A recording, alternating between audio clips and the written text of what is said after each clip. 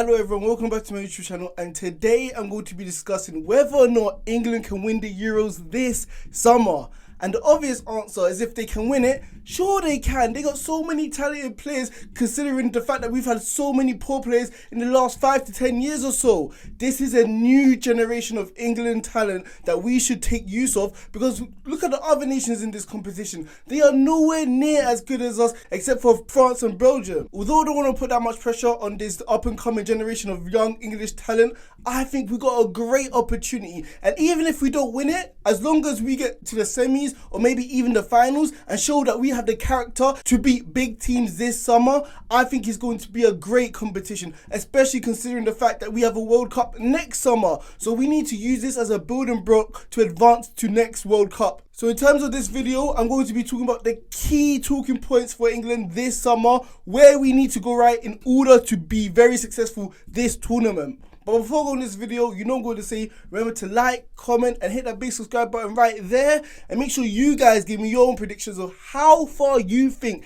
England will go this summer in terms of the Euros. So the first thing I'm going to be talking about is the system. And there's so many different ways of actually winning an international tournament. Look, 10 to 12 years ago, when Spain absolutely dominated the international stage in 2008 to 2012, playing their tiki-taka football. Or you can be pragmatic and compromise in your way of playing football, like France did in the last World Cup, where they literally play counter-attacking football with Mbappe and using Giroud as that shield to hold the ball up for them. So there's different ways and different styles in terms of winning this tournament, and I hope Gareth Southgate gets this right. But I'm on the mindset of, don't play three at the back. We must play four at the back, man. We got so much talent in terms of the players. Why are we literally going to compromise for other teams? Why are we going to do that? We should be on the front foot considering the fact that we got so many great players. The only reason I accepted three at the back in terms of the 2018 World Cup is because we didn't have the great players we have right now. We had system players like Ashley Young, who was playing left wing back in the back three, back five position. So literally we had to play this sort of style of football because we didn't have the personnel. But this tournament, we actually got the attacking arsenal, the attacking firepower, the attacking flair to actually dominate games. So I want to be seeing a system which sees us go on the front foot to take possession, to dominate games against the opposition. And let's be honest, the defence is a weak position in terms of our way of playing because we do not have great defenders, especially compared to our attacking talent. But this gives us even more reason to go on our attack foot because let's be honest, we're not going to be able to keep clean sheets, especially against the bigger sides. So we literally just should try to outscore these sides, to be honest. But yeah, I'm just of this mindset. And I know people love using the excuse that, oh, we have too much talent, we're going to bench these type of players. Did you see Spain 10 to 12 years ago bench Iniesta, bench Xavi, bench Busquets, bench David Villa, bench all these great players, Fabregas? Do you see them bench them? No, they found a system to put all these players in their best position to dominate games. And I'm not of the mindset saying that these players like Foden, Grealish, Mount are as talented as them. But come on, how are we using this as an excuse? We've got too many talented players to actually win a game. Have you ever heard of that? We should not be talking with that mindset. We should be thinking about how we're going to fit these players into a system instead of talking about how some of these players aren't going to play because we don't have enough positions when we really do if we had a better manager. So that's why I think the system is going to be so important. So the next part I'm going to be talking about is the players, and you're going to see a constant theme in terms of this video. I want to see young, energetic, charismatic players who's going to be taking the game to the opposition. I know there's going to be people talking about, oh, we need experience, we need players like Trippier, we need players like Walker on the pitch. But people have a misconception of what experience actually means. People think experience means in terms of the age. No, it doesn't. Experience means you're playing, how much time you've been playing in the last 4 to 5 years or in terms of your whole career. We have players like Rashford who's been playing since 2016 in big European competitions. We've had Mount, Reece James, who just fresh off winning the Champions League. We have Foden, who's won probably 3 Premier Leagues right now, 3 Capital One Cups with Man City literally for the last 3 to 4 years. That's what I call experience. That's what I call seasoned winners. Despite their age, yes, they're still young, but they still have the experience to play football at the top level, considering the fact that they've been playing in the latter stages of Champions League and Europa League ties. It's not like we're saying that these guys are young, literally Walker in 2006 when he got called up by Ericsson. No, it's not that sort of dilemma. We have Rice, who's literally captain in West Ham.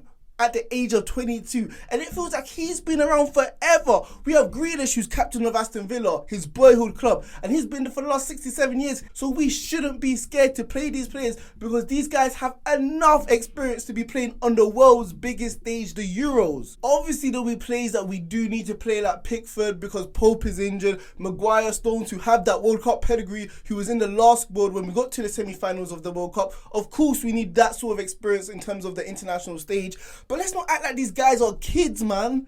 These guys have been playing football at the top level for the last 3 to 4 years, and we should show them that sort of respect and that sort of trust when it comes to playing in the Euros this summer. So the last aspect I'm going to be talking about is the manager, and the manager is going to be the make or break reason if whether or not we advance to the latter stages of this competition or not.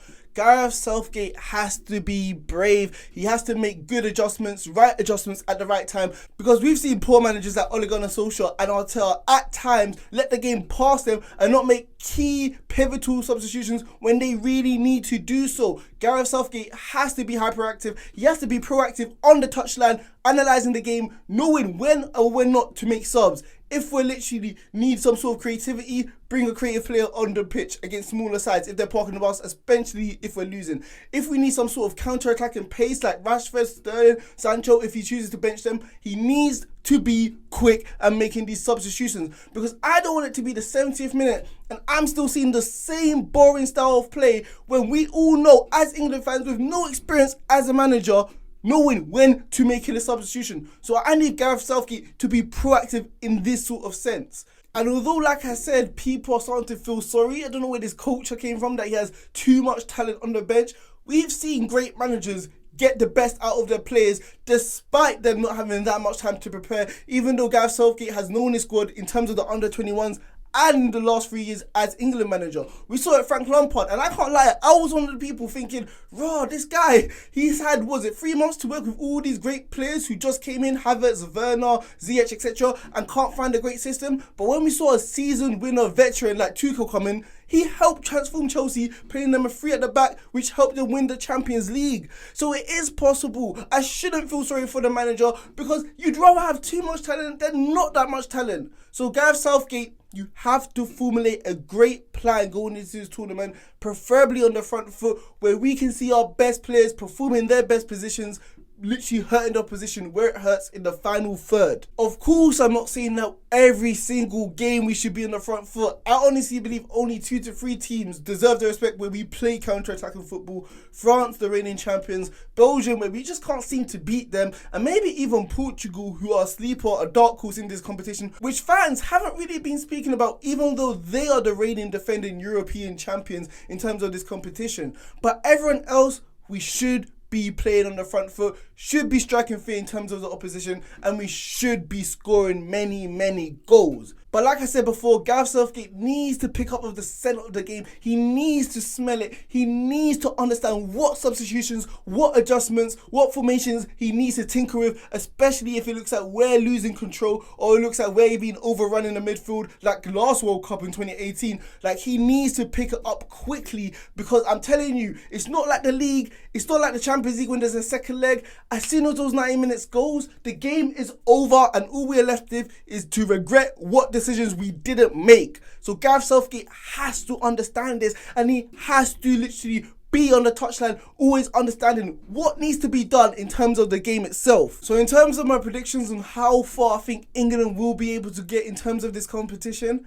I honestly think we can get to the semi-finals, maybe even the finals, but I'm just going to say the semi-finals. I know people are being pessimistic because we have Gareth Southgate as the manager, but we have to show these players some sort of respect considering what they have been doing at club competition. Phil Foden winning the double, Mason Mount, Reece James winning the Champions League. Like, these guys are winners. These guys have been performing at the top level for the last 1 or 2 years or so. So these guys deserve some sort of respect and some sort of confidence going into this competition. So I think we'll get to the quarters or semis. I would be happy as long as we get to the semis if we're able to beat one of the top sides, showing that there has been some sort of progress, not relying on the luck of the draw like we did last time in the World Cup, having to face Colombia and Sweden in the latter stages of the competition. If we're able to beat a France, Belgium, Portugal, Germany even so, even though they haven't been that great since the last World Cup, I honestly would be satisfied with that result. So let me know in the comments what you guys think will happen this World Cup and whether or not England really have a chance to win this Euros.